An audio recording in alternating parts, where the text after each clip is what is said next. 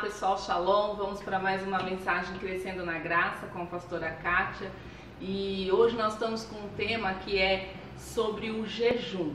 Uma amiga minha esses dias teve um sonho comigo e ela disse que no sonho a gente falava sobre isso, sobre o jejum, e desde esse dia eu fiquei com isso inquietando o meu coração. O jejum ele sempre foi uma prática da minha vida cristã, da minha vida espiritual, desde que eu me converti. Mas eu percebi o quanto se há de dúvida em torno desse assunto. Então a nossa conversa hoje, Crescendo na Graça, será sobre jejum, ok? Vamos lá!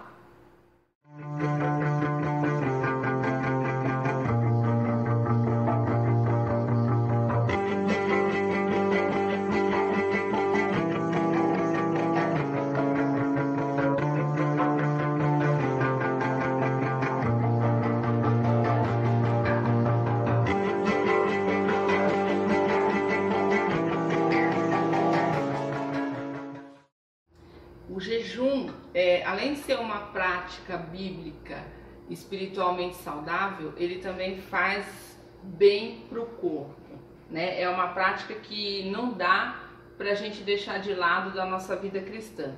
E essa prática ela não é só para os judeus, como muitas pessoas acham. Jesus ensinou os apóstolos para que eles ensinassem todos aqueles que se tornassem seus discípulos. Então lá em Mateus, no capítulo 6, no versículo 16 ao 18, eu quero ler com você algo que fala sobre o jejum.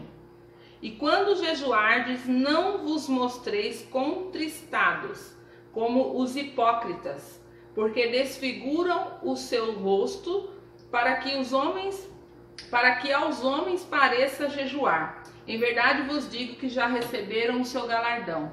Porém tu, quando jejuardes, unge a tua cabeça e lava o teu rosto, para não pareceres aos homens que jejuas, mas ao teu Pai, que está em oculto, e o teu Pai, que vê em oculto, te recompensará. Então fala aqui de uma recompensa dada por Deus quando nós fazemos o jejum diante dele e não diante dos homens. Então o jejum é uma prática que tem por detrás uma recompensa, né, dada pelo próprio Deus. No Velho Testamento, pelo menos um dia se tirava para se jejuar o dia todo, né, que é o dia da expiação. Até os dias de hoje, os judeus têm esse dia no calendário, que é o dia do Yom Kippur, onde se para tudo para poder tirar um dia do arrependimento, o dia do jejum. Porém, no Novo Testamento, a gente não vê nenhum dia específico, nenhuma ordem. Então, não é uma obrigação, não é algo obrigatório. Porém, nós vemos em várias ocasiões homens e mulheres jejuarem por algum propósito. Agora, quando Jesus diz aqui, quando jejuardes, a gente vê claro nesse texto que ele deixa uma expectativa em relação a nós jejuarmos, né? Ele deixa aqui claro que ele espera de nós que nós jejuemos, né? Isso significa que o jejum é algo que agrada a Deus.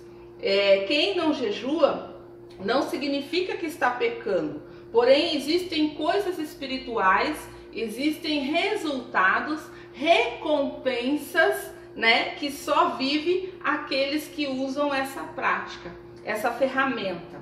Um exemplo é quando os discípulos foram expulsar os demônios, né, daquele jovem.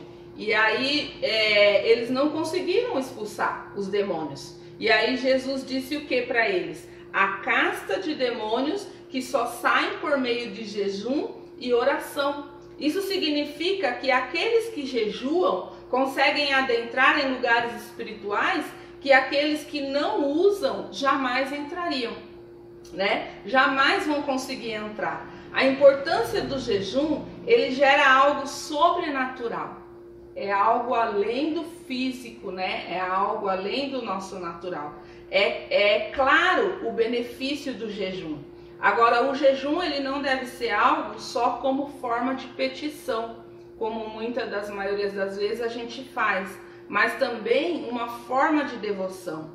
Lá no Evangelho de Lucas, no capítulo 2, no versículo 36 e 37, fala de uma profetisa chamada Ana, né? E esse texto é lindo porque fala que Ana, ela era uma viúva e ela ia ao templo e ela adorava ao Senhor com sacrifícios, com jejuns, com orações. Então a gente vê o jejum também como uma forma de devoção a Deus. E Jesus, ele jejuou, né? Ele jejuou, ou seja, ele nos deixou o exemplo. Isso já é motivo suficiente para que eu e você jejue. Porém, o jejum não muda Deus. Às vezes as pessoas falam, eu vou jejuar para Deus fazer. Não, o jejum ele não muda Deus. Assim como a oração também não muda Deus. Deus ele é o mesmo antes e depois do nosso jejum. E também é o antes e depois da nossa oração. Ele não muda. Essas práticas, elas simplesmente liberam aquilo que já estava preparado para nós, né? O jejum, ele tem a capacidade de nos alinhar melhor com Deus. Esse é o melhor benefício do jejum. O princípio da mortificação da nossa carne. O negar a si mesmo, né? A sujeição, o domínio próprio, o depender de Deus, o reconhecer que sem Ele eu nada sou, eu nada posso, tudo isso está ligado ao jejum, né? Tudo isso está ligado à prática do jejum. O jejum ele nos leva para um lugar onde nós dizemos, eu deixo de focar nas coisas terrenas e buscar de Deus os recursos e as forças que eu preciso para poder caminhar a minha caminhada, para poder continuar a minha jornada. Então há vários tipos de jejuns, né? A abstenção de alimento, onde se toma água, que foi o caso de Jesus, que foi feito por 40 dias. O de Esther, que foi feito por 3 dias, ela pregou um jejum sem comer e sem beber, que é o jejum total, absoluto, né? E como foi também o caso de Moisés, que também fez por 40 dias, porém não é um jejum recomendado, o jejum absoluto, por mais de 3 dias, né, por conta do nosso organismo, das nossas necessidades fisiológicas, biológicas, né? E tudo depende do contexto espiritual e das condições físicas de cada pessoa, de cada um, né? O jejum parcial, que é o jejum mais comum, que é o jejum de Daniel, mesmo porque ele tinha uma vida normal, assim como a maioria de nós temos, né? Daniel ele tinha suas obrigações diárias, Daniel ele trabalhava lá no reino da Babilônia, e já nos outros casos, dos outros jejuns, você percebe que eles se retiravam, né, do meio ali, do cotidiano, das suas obrigações diárias, para poder tirar aquele tempo de jejum. E o jejum parcial não, ele é o mais comum, por quê? Porque ele pode ser feito dentro do nosso meio, né, cotidiano, dentro das nossas obrigações, ele pode ser feito. Porém, cada caso é um caso, né, e deve ser individual, pessoal. Por isso deve ser buscado de Deus o que jejuar, quanto tempo e qual o propósito. A motivação ela deve ser correta e não deve ser para se mostrar ou se aparecer, como nós lemos aqui no texto. O jejum ele deve ser uma prática de vida de todo cristão, porque à medida que Deus vai direcionando, além de nos abençoar espiritualmente e também o físico, o principal propósito é nos aproximar mais de Deus, nos levar a ter fome de Deus. Como eu falei, o jejum nos leva a experimentarmos coisas que de quem não jejua jamais vai experimentar, nunca experimentará. E também nos leva a aumentar a nossa fé, né? Amplia a nossa fé para vivermos sobrenatural. O propósito do jejum não é mudar Deus, como eu falei, mas de nos mudar. Deus ele não muda, mas o jejum nos leva a nos tornar mais sensível ao seu propósito, ele vai aguçar o nosso espírito. É uma prática fácil, pastora? Não. A Bíblia assemelha o jejum como uma aflição de alma. Porém, os resultados são surpreendentes. O jejum em si só, ele não tem poder. Ele é um canal que nos liga a Deus. Senão, seria só passar fome. Eu quero te incentivar, né, a iniciar essa prática aos poucos. Se você ainda não fez, nunca fez um jejum, e quando fazemos com as motivações corretas, não tem como não vermos o resultado. Eu posso dizer que eu tenho muitos testemunhos regados por jejum. Eu acho que a maioria deles, porque eu entendi desde cedo que a maioria das minhas guerras seriam travadas através do jejum e da oração. Então, não espere precisar ter que orar e jejuar. O mal nosso é esse, né? Só buscar a hora que precisa, né? Talvez você fale, eu não tenho motivo nenhum para jejuar. Jejue para ter mais intimidade com Deus, para ter mais experiência com Deus, né? Faça um jejum para poder aumentar a sua fé, né?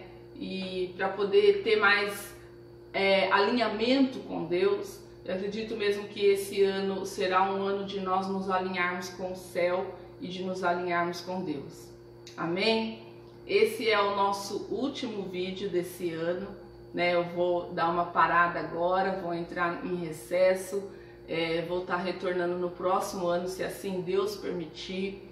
Eu quero mesmo que Deus abençoe sua vida. Nós temos ainda o último programa ao vivo Crescendo na Graça no Facebook no sábado. E eu quero ainda pedir a sua ajuda, você que está vendo essa mensagem, você que daí do Facebook. Só no meu Facebook eu tenho mais de 4.000 pessoas adicionadas.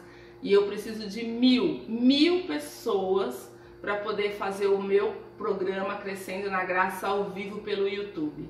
E se você puder me ajudar, você que ainda não se inscreveu, vá lá no meu canal, O Coração de uma Pastora, Kátia Angélica, e se inscreva. E me dê essa força, me dê essa ajuda, para que eu possa continuar postando essas mensagens e que essas mensagens possam chegar a muitas pessoas. Como eu tenho falado, a internet hoje ela é uma ferramenta que nos permite ir além fronteira sem sair do lugar. Né? Que Deus possa abençoar grandemente a sua vida, a sua virada de ano, que seja um ano favorável do Senhor sobre a tua vida. Amém? Deus abençoe, um beijo no teu coração e até o ano que vem.